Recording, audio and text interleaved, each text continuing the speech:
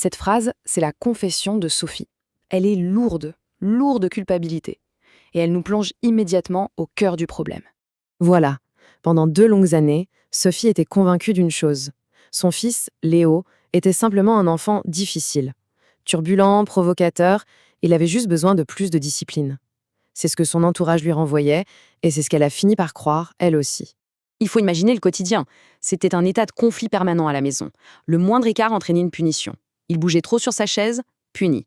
Il oubliait un cahier, puni. Il cassait un jouet par accident, puni. Tout était une source de sanction.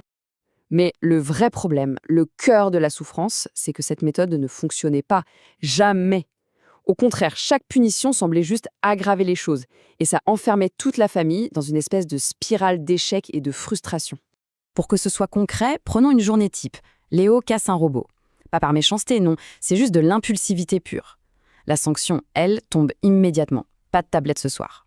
Un peu plus tard, c'est la bataille des devoirs. Impossible pour lui de rester concentré. Et hop, la sanction tombe à nouveau. Pas de dessin animé. C'était un cycle sans fin, épuisant pour tout le monde. Et au cœur de toute cette incompréhension, il y a cette phrase. Une phrase que Sophie regrette chaque jour. Parce qu'elle résume tout. Elle était persuadée que c'était une question de volonté, alors que le problème, en réalité, était bien plus profond. Le bilan de ces 2 années était sans appel. Un échec total. Aucune punition, aucune menace, rien, absolument rien, n'a jamais eu l'effet espéré. C'est ce sentiment d'impuissance totale qui a finalement mené au grand tournant. Et puis, il y a eu ce rendez-vous. Le moment de la révélation. Ce jour chez le neuropédiatre qui a fait voler en éclats 2 ans de certitude.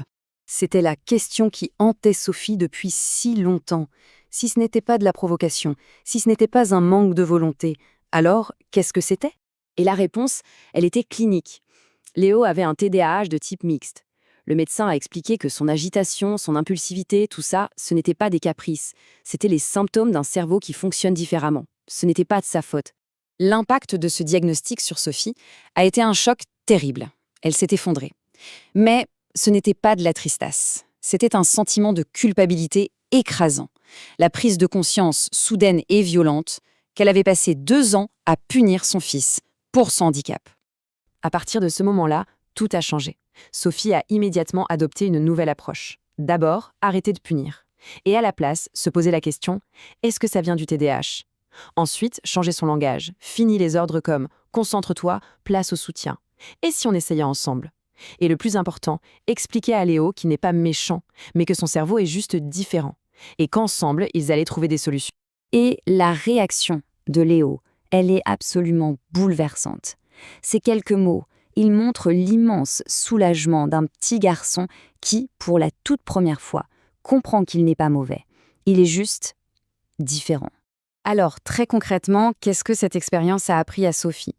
Comment est-ce qu'on peut faire la différence entre un comportement simplement turbulent et un symptôme de TDAH? C'est ça la leçon essentielle. Regardons ça de plus près, c'est crucial. La durée, d'abord, un comportement turbulent vient souvent par phase. Pour le TDAH, les symptômes sont constants, permanents. Ensuite, les conséquences. Un enfant turbulent peut s'arrêter face à une punition. Un enfant avec un TDAH, lui, ne peut pas, même s'il le voulait. L'intention aussi est différente. L'un provoque, l'autre agit sans le vouloir et le regrette après. Le contexte est aussi un indice. Le TDAH est présent partout, pas seulement à l'école ou à la maison. Et peut-être le plus important, la petite voix intérieure. Celle de l'enfant turbulent dit « je sais que je suis agaçant ». Celle de l'enfant TDAH murmure « je suis nul, pourquoi je n'y arrive pas ?» Les comportements de Léo n'ont pas disparu du jour au lendemain, bien sûr.